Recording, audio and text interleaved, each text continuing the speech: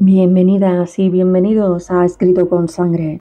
Hoy os traigo un caso que sucedió en el año 1992 en España, pero fue muy mediático tanto a nivel nacional como internacional.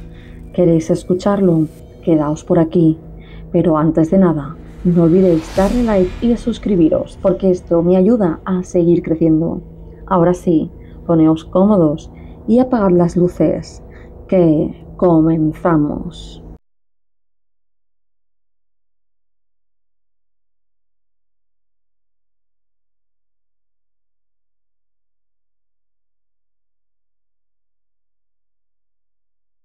Miriam García Iborra, de 14 años, Deseada Hernández Folk, de Siré, de la misma edad, y Antonia Gómez Rodríguez, Toñi, de 15, eran tres amigas del municipio valenciano de Alcácer.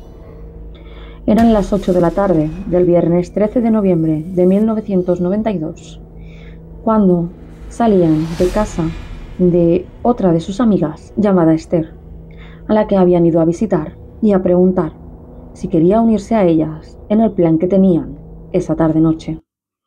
Sin embargo, Esther se encontraba enferma, tenía gripe, y declinó la idea.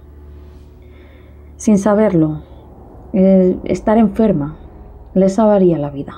Como ya he dicho, salían de casa de Esther con un plan: ir a la discoteca Color, ubicada en Picassent, un municipio colindante con Alcácer, a una distancia de tan solo unos 2 kilómetros, pero necesitaban a alguien que les llevara. Así que Miriam había llamado a su casa para preguntarle a su padre si las podía llevar, como venía haciendo habitualmente. Pero esa tarde el padre de Miriam había llegado de trabajar enfermo, tenía fiebre y se encontraba en cama, así que no pudo llevarlas. Sin embargo, las tres jóvenes decidieron que se desplazarían haciendo autostop, algo que era bastante habitual en la localidad en aquella época, para desplazarse hacia la discoteca, y que ellas habían hecho en alguna otra ocasión. Pensaban que no había peligro, pero ese día cambiaría todo. Pasaron las 10 de la noche y los padres de las chicas estaban preocupados porque no regresaban a casa. Se habían ido con lo puesto y con muy poco dinero encima, por lo que una huida voluntaria quedó descartada. Y la idea de un rapto fue cobrando cada vez más fuerza. Se inició una investigación y se recibieron numerosas llamadas, dando numerosos testimonios. Pero se supo así que una joven pareja había acercado con su coche a las tres chicas desde la salida de Alcácer hasta la entrada de Picassent, concretamente a la altura de la gasolinera que había al inicio de este municipio. Un chico de Alcácer, que volvía de la discoteca, declaró haberlas visto caminando en dirección a ella. Y un último testimonio que fue clave fue el de una señora que vio desde el balcón de su piso como las tres hacían autostop debajo de su casa. La mujer aseguró que un pequeño coche blanco, ocupado por 4 integrantes, paró el vehículo y las tres chicas se subieron en él.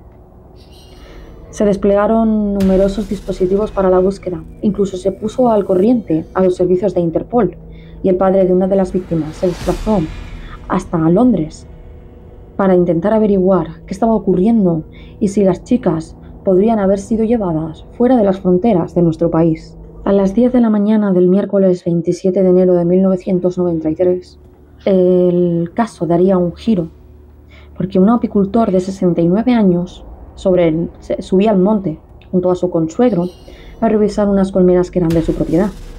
Era un lugar conocido como el Barranco de la Romana, un paraje montañoso ubicado en el término municipal de Tous. La distancia que había entre el paraje y Alcácer era de unos 7 kilómetros aproximadamente. Los apicultores descubrieron un brazo humano medio desenterrado que portaba un reloj de muñeca de gran tamaño. Rápidamente llamaron a la Guardia Civil. Un equipo de la Guardia Civil se desplazó al lugar de los hechos y después lo hizo el juez encargado del levantamiento. En un primer momento, debido al gran tamaño del reloj que habían descubierto, se pensaron que iban a desenterrar el cuerpo de un hombre, pero al excavar descubrieron otros 2 cuerpos más. Los tres pertenecían al sexo femenino y estaban en avanzado estado de descomposición. Se encontraron envueltos en una alfombra grande y nueva en el interior de una fosa que había sido excavada a propósito. Los cuerpos estaban maniatados y se encontraban apilados uno encima del otro, pero sin llegar a tocarse, y dos de ellos presentaban la cabeza separada del tronco. Alrededor de la fosa se encontraron varios objetos, un cartucho sin percutir, un videojuego y hasta un repelente de mosquitos. Sin embargo, el hallazgo más significativo y el que les daría una pista sobre la que tirar fueron unos trozos de papel que se encontraron tras unos matorrales. Pese a estar rotos, pudieron reconstruirlo y pudieron ver que se trataba de un volante del Hospital La Fe de Valencia, a nombre de un tal Enrique Anglés Martins. Siguiendo la pista de ese volante, la policía se personó ese mismo día en el domicilio de la familia Anglés en Catarroja. En ese momento estaban en la casa Enrique Anglés, Antonio Anglés, su hermana Kelly, el novio de esta y la madre de todos, Neusa Martins. Sin embargo, en cuanto la policía se personó en el domicilio y llamó a la puerta, Antonio Anglés, que era delincuente habitual, se dio a la fuga, escapando por una ventana y a través de los tejados. La policía, mientras revisaba la vivienda, llevó a los tres primeros integrantes al cuartel de Patraix. Poco después llegaron otros hermanos a la vivienda y Miguel Ricard.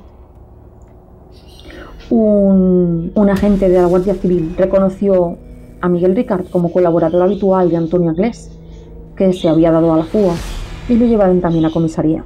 Se comprobó que Enrique Anglés, pese a ser el hermano de Antonio Anglés, presentaba una discapacidad y vieron que él no era el responsable del crimen. Así que lo pusieron en libertad. Miguel Ricard prestó declaración voluntaria, pero debido a las contradicciones de su testimonio, a su amistad con Anglés y a la coincidencia de su coche con la declaración de los testigos, fue detenido. Miguel Ricard realizaría numerosas declaraciones entre 1993 y 1997, entre las cuales fue variando los hechos. El juicio se llevó a cabo entre mayo y julio de 1997, con Miguel Ricard como único acusado, enfrentando delitos de agresión íntima, desvivimiento e inhumación ilegal. Finalmente, fue declarado culpable el 5 de septiembre de 1997 a 170 años de prisión e indemnización a las familias de las víctimas. En el año 2011, el Tribunal Supremo confirmó la aplicación de la doctrina Parot sobre la pena de Ricard, por el que la aplicación de redención de penas debía ser de manera consecutiva a cada uno de los crímenes, y no en el conjunto de la pena. El 29 de noviembre de 2013, la doctrina Parot fue denegada, y Miguel Ricard fue puesto inmediatamente en libertad. Antonio Anglés logró escapar y actualmente sigue en busca y captura, apareciendo en la web de la Interpol como una de las personas más buscadas. Pese a todos los intentos de la policía de este país y de otros países más, y a los testigos que decían haberlo visto en distintas ubicaciones, en distintos países, no lograron encontrarlo, ni encontrar ninguna pista sobre su paradero. En cuanto a las autopsias, estas revelaron tortura prolongada, múltiples lesiones, agresión íntima y desvivimiento por arma de fuego. Las tres chicas, Miriam, Tony y Desiree, salieron de su casa ese día para ir a la discoteca Color como hacían bastante a menudo. Hicieron autostop sin ver ningún peligro, ya que se solía hacer. Pero acabaron hallando el peor de los destinos. Actualmente, Antonio Anglés, como he dicho, sigue en busca y captura. Y el único que ha pagado por estos crímenes ha sido Miguel Ricard. Y esto es todo por el vídeo de hoy. Espero que lo hayáis disfrutado Y muchísimas gracias por estar ahí un día más. Nos vemos el próximo domingo.